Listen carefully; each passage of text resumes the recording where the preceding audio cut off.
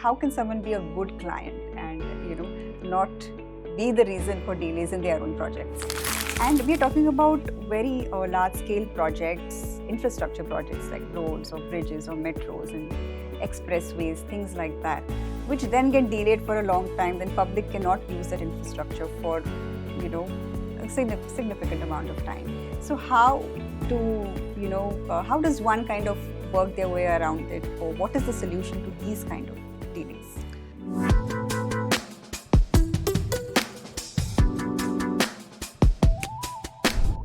Construction delays seem to be the very bane of the construction industry. I'm sure you've come across this issue, all throughout your career, right? Yes. And in fact, I was just going through some statistics worldwide on, the actual, impact maybe of, these kind of construction delays. And it seems that about 85% of, construction professionals working in the industry have experienced construction delays in, all major projects that they have worked on. So it seems to be, when we were researching on what we should talk next on CQRA Quality Dialogues, that this is something that we need to look into closer and try to unravel what causes delays. So welcome, Mr. Kunte, on another episode of CQRA Quality Dialogue. Hi. Hi. And Pleasure to be there. yes, of course, wonderful. And it'll, it's always wonderful to have a nice chat on, something that is so pertinent. And I also welcome our viewers. Welcome to CQRA Quality Dialogues. This is your host, Architect Shruti Hussain, and I'm joined by the quality expert himself, Mr. Ujwal Kunte, who is the founder and MD of CQRA, Construction Quality Rating Agency, which is one of the leading auditors of construction quality, safety, and quantity surveying. So here we are again for another lovely session. Coming to delays, what seem to be the significant factors causing it is, material related, delays that come up. Then there are construction site challenges. There are also various issues related to contractors that also seem to, dominate all these research studies that, researchers are doing. So, in your experience, these are some things that come up, but in your experience, what do you think really causes, all these major delays? See, one of the major reasons I have seen is projects get started much later than they are planned for, Okay. because of lack of approvals, Hmm. or sanctions, Right. Okay. and sometimes these things are not in the hands of the client. Okay. True. So that adds to unpredictability. Second is, a lot of design changes happen. Many Uh-huh. a times, all the consultants are not on board, at the start. Hmm. And in foreign countries, what they have is all the detailing, planning, Hmm. design, everything is ready to the last detail before they kick off the project. Okay. But in India, we have a practice of doing it side by side. General plan is ready, but the detailing is done alongside the construction. So Okay. what happens is you tend to miss out on certain things. Then there are Mhm. certain design challenges or clashes, Right. and Okay. then these changes impact the actual Mhm. construction process. Then also important is choice of contractor. It is very Mm. important that you have a capable contractor who can deliver. You know, Okay. and our system of L1 that we have. So Mm. the contract strategy is also very important. Okay. In many Mhm. cases, I have seen that just to reduce the cost, Mhm. they tend to break a large contract into small packages, okay, into Okay. multiple contractors, I who see. are probably not as big. And Mhm. there has to be a excellent coordination or planning Mhm. Mhm. for getting these Right. small contractors execute the job. Okay. Okay, Mhm. so that is missing. So when you split a large contract into multiple packages, Mm. then also there are delays because the risk factor is multiplied. Okay. Any one of the agencies, if it goes, it is Yeah. going to impact the rest of the agencies. Yes. And of course, in our industry, labor shortages are playing a very Mm. important part. Okay. If you look at large scale contractors, they're all facing shortages of skilled labor. Okay. So there are certain times when the labor just goes away, so the construction speed slows down. Right. So Okay. if a contractor requires actually ideally 100 count of 100, he'll be having 25 or 30. Okay. So all these things add up to delays of project. Plus there are supply chain issues. So basically idea is that how to make things more predictable is the real challenge. We just spoke about all the other kind of issues that come in, especially contractor related or material, etc. But there are serious issues when it comes to clients as well, because there are, like you said, design changes that come from clients, or slow approvals, or funds, lack of funds. So this also can majorly stall a project. So the question is, how can someone be a good client and not be the reason for delays in their own projects? As I mentioned, first and foremost is have your designs and detailing done before kicking off starting the project. Okay. Second is, choice of contractor and how you are framing the contract. Okay. Many a times, the contracts are not transparent, or, they don't have clear cut milestones, Okay. So what happens is that when the project gets delayed, you cannot put the onus on the contractor. Right. Okay, so client needs to have a very good, well-designed contract, and it should be transparent and fair to the contractor. Okay. Plus, one of the most important thing is to give quick decisions. Many a times, client delays certain decisions, and because of the unpredictability, the contractor does not deploy the full resources that he is capable of deploying. Okay. So because he doesn't want to keep his people idle. So that's how projects get delayed. And of course, billing, last but not the least.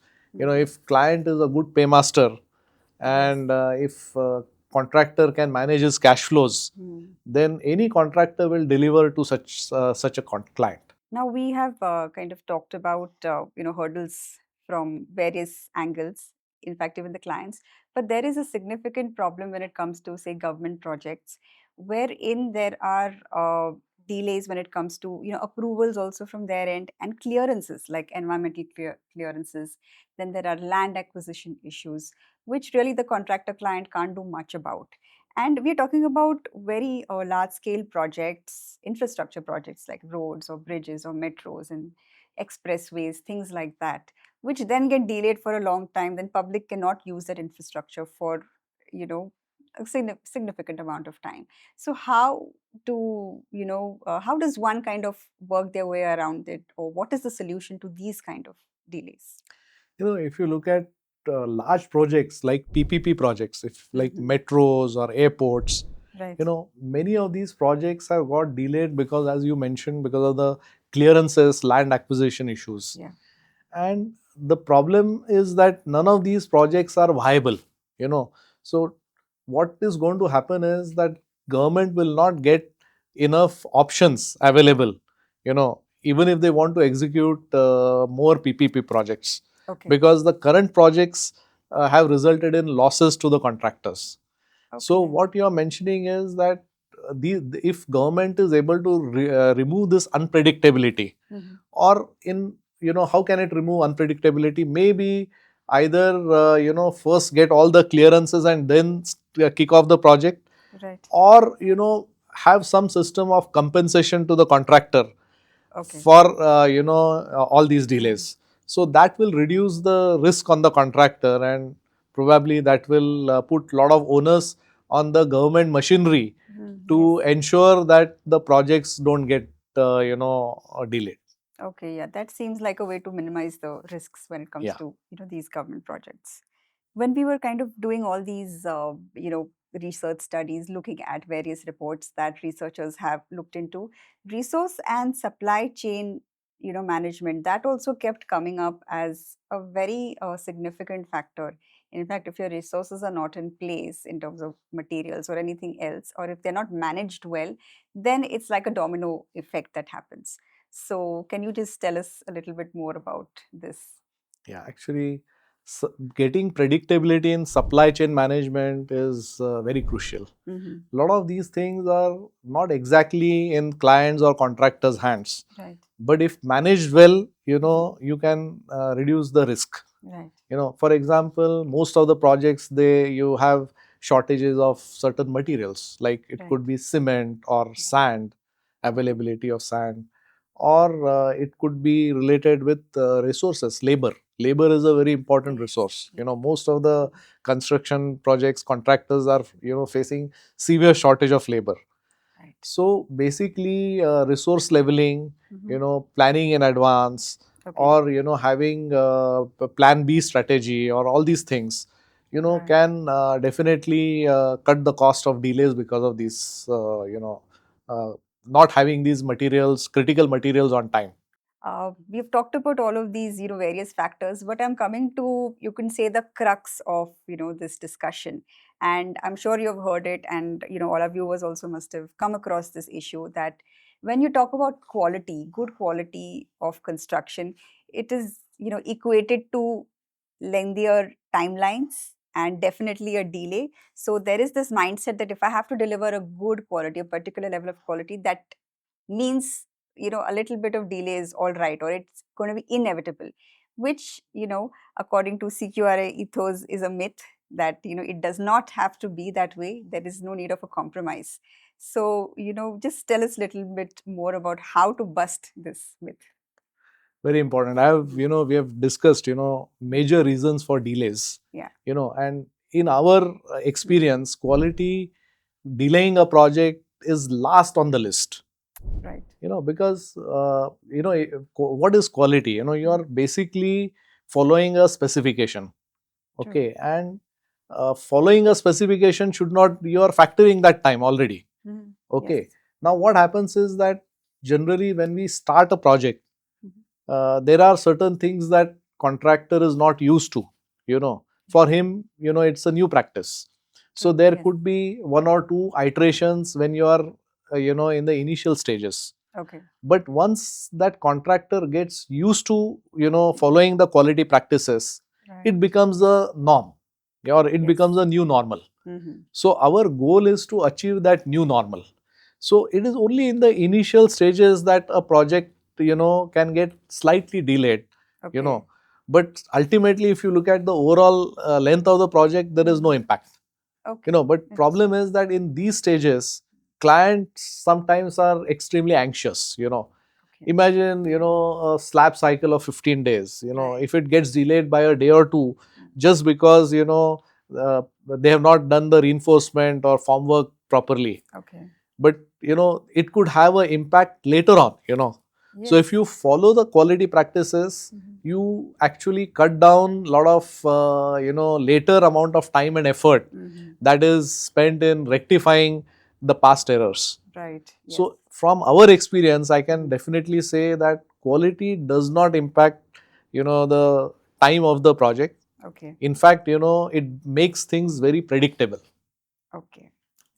So that is the takeaway that I'm sure our viewers are going to, kind of take away with them, that, getting predictability, basically, that's the bottom line. And also, in this talk, we have discussed what are the possible things that, are going wrong and causing delays.